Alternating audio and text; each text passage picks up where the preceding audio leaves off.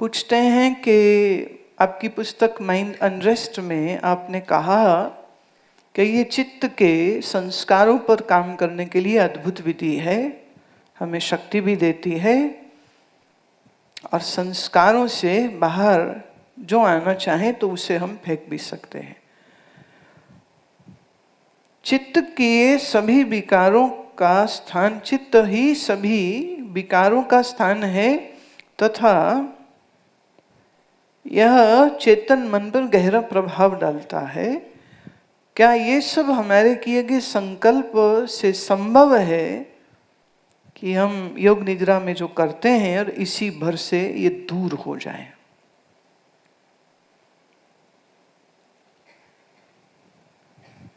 और मन में तो बहुत से विकार हैं, तो इन सबको दूर करने के लिए क्या बहुत से संकल्पों को करना होगा या एक ही संकल्प से ये कार्य हो सकता है? पहली बात, विकार मन में है निश्चित, पर क्या ये विकार एक संयमी, सत्संगी, श्रद्धालु, सात्विकी मन में रह सकते हैं? अब प्रश्न है कि कितना मन सात्विकी है। अगर वो सात्विकी पूरा नहीं है तो विकार बहुत स्ट्रांग होंगे।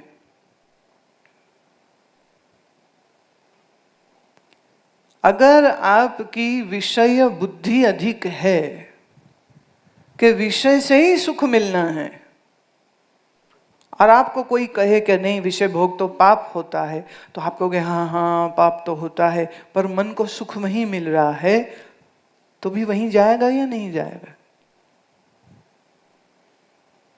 लोग अक्सर ये कहते हैं, अरे जरा सा झूठ बोला कितना टैक्स बचा लिया, अब इतना रुपया है मेरे पास तो मजा आ रहा है, तो थोड़ा सा झूठ बोल के अगर मेरी बचत हो जाती है, फायदा होता है, तो क्या फर्क पड़ता है?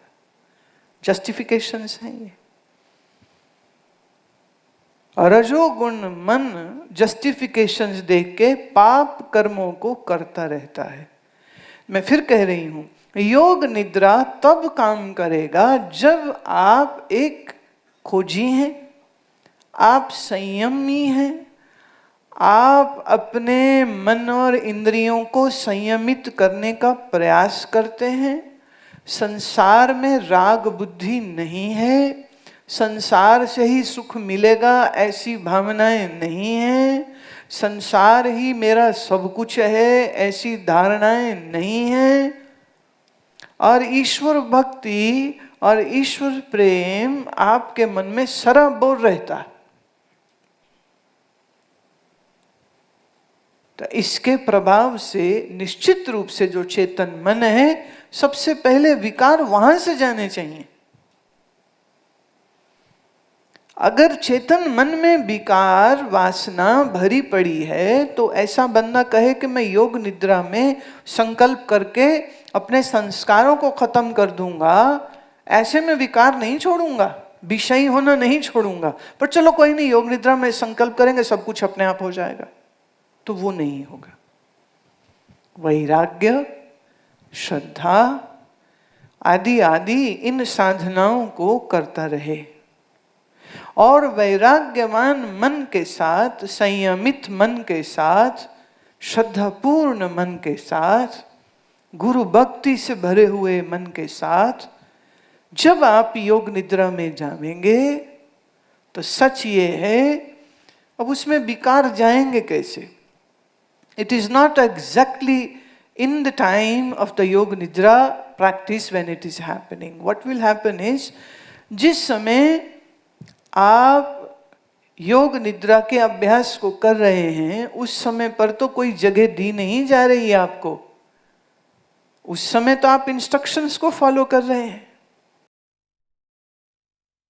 और इंस्ट्रक्शंस को फॉलो कर रहे हैं अगर पूरी तरह से, तो मन, जैसा मैंने कल भी कहा, शरीर का किंचित मात्र अभाव जैसा अनुभव में आ जाएगा। मन 100% एकाग्र हो जाएगा। एक पल के लिए भी उल्टी गिनती गिनते हुए मिस नहीं होगी। 3 डायमेंशनल विजन से दृश्यों को वो देख पाएगा।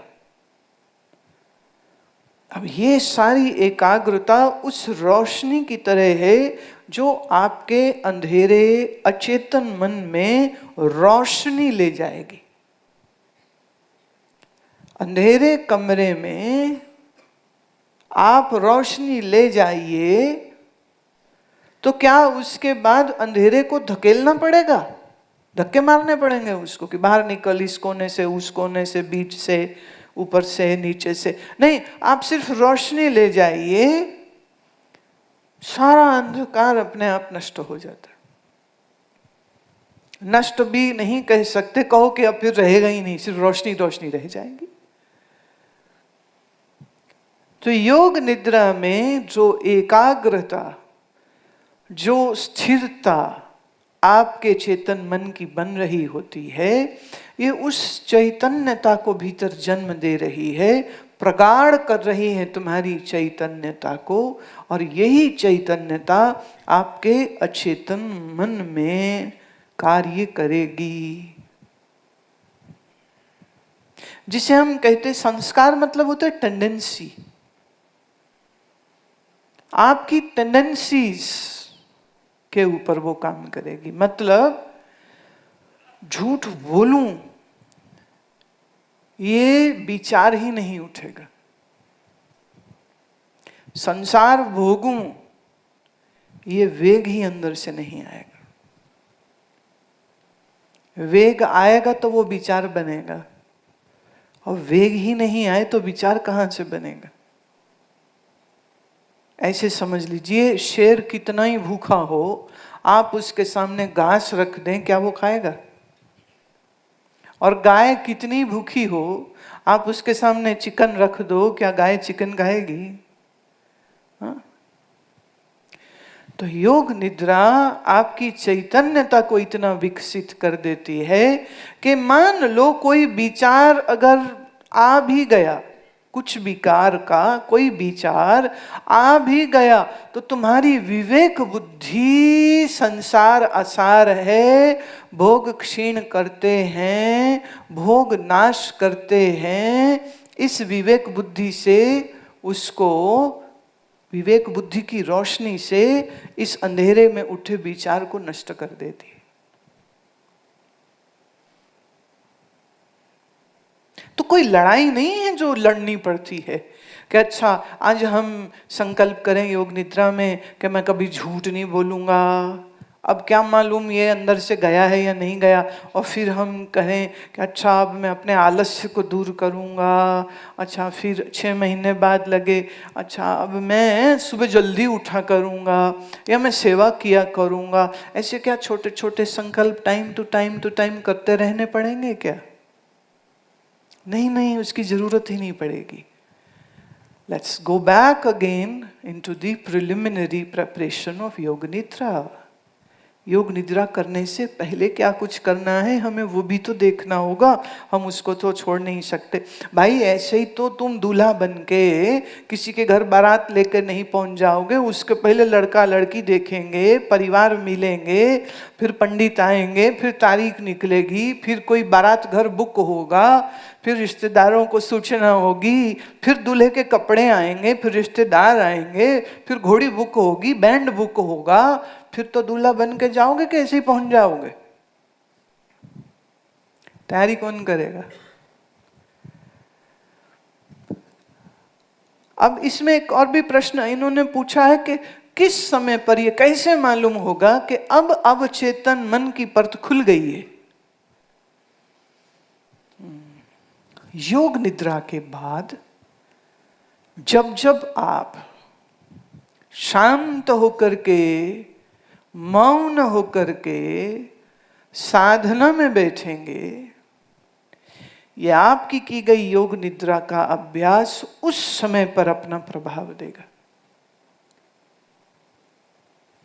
जब आप मौन और शांत बैठे हैं और फिर इन फॉर्म ऑफ इमेजेस, एक तस्वीर की तरह तुम्हारे अपने विकार तुम्हें दर्शन भी दे सकते हैं।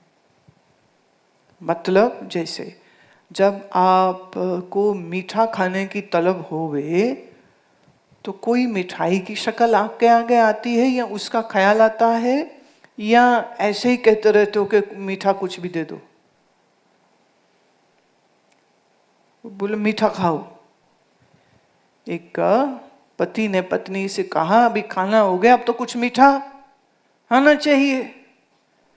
तो पत्नी ने ला के एक चम्मच चीनी रख दी।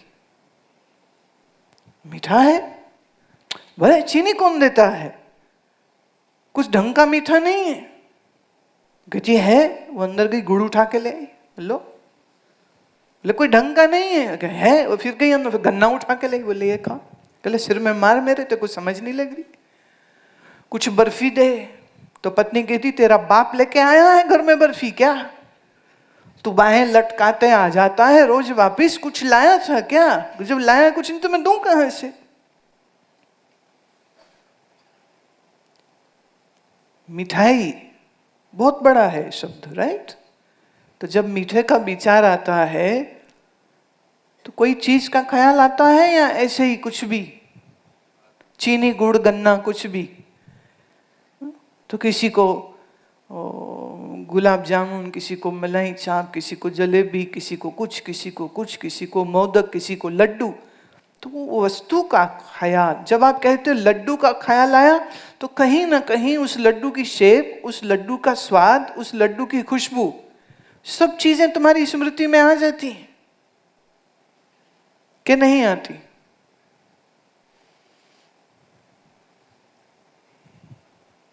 एक सज्जन ने मुझे कहा, कहते जी आप हमारे शहर आएंगे ना, आपको ऐसी बर्फी खिलाएंगे आपने जिंदगी में कभी नहीं खाई होगी। मैं तुझे क्या पता मैंने जिंदगी में क्या कुछ खाया है, हाउ डू यू नो।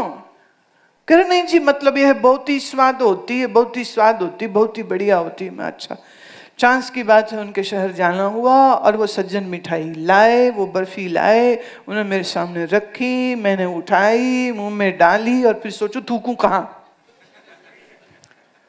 इतनी बुरी। और वो तारीफ करते नहीं थक रहे थे, लेकिन उनके मन में वो सबसे स्वाद है। तो जब उनको कुछ मीठे की इच्छा आती है तो वो किसको याद कर रहे हैं, उसी बर्फी को।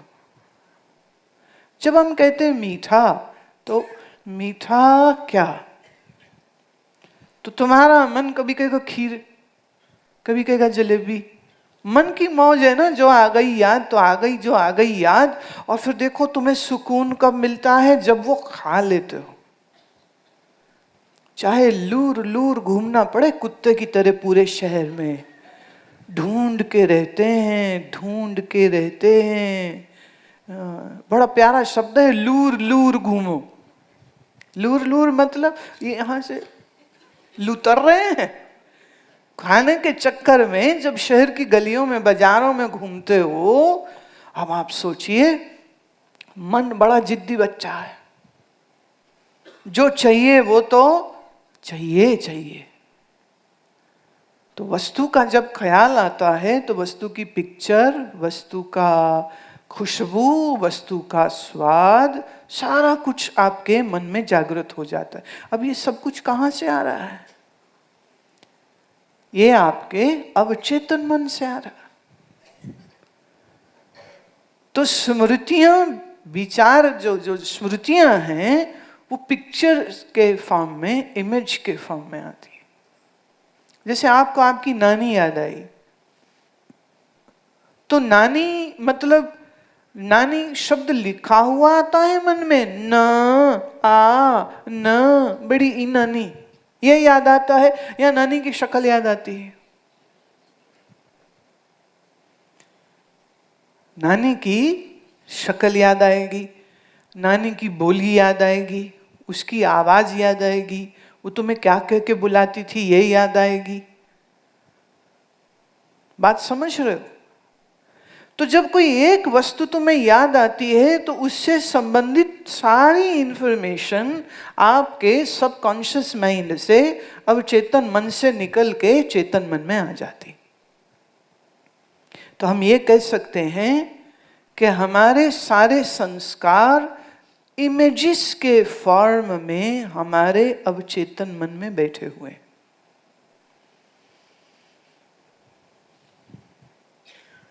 अब योग निद्रा में एक एग्जाम्पल मैं देती हूँ।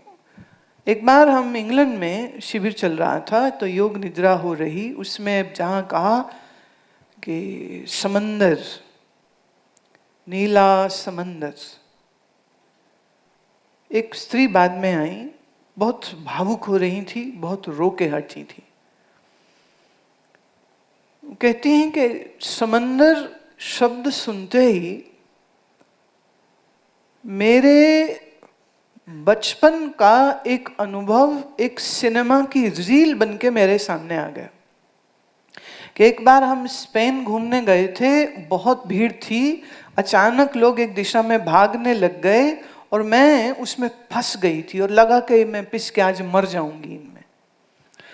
उस दिन के बाद से इतनी घबराहट अंदर आ गई कि मैंने समंदर पे छुट्टी मनाना जाना ही छोड़ दिया। मैं समंदर के नाम से डर जाती थी। और यहाँ आपने योग निद्रा में कहा नीला समंदर। अब नीला समंदर का दृश्य तो आया ही आया, पर साथ ही साथ वो सब इमेजेस, तस्वीरें, वो यादें, पिटारा खुल गया और एक बार तो पूरा शरीर पसीना पसीना हो गया घबराहट के मारे कि ये क्या, जिसे मैंने कहा ना रियलिस्टिक इमेज बन जाएगी, धुंधली नहीं होगी, एकदम साफ इमेज होगी। कहती पर उसके तुरंत बाद जैसे ही आपने दूसरी वस्तु का नाम लिया कि अब ये वस्तु को देखो, कहती अचानक से जैसे एक बोझ सीने से उतर गया, एक बोझ सीने से चला गया।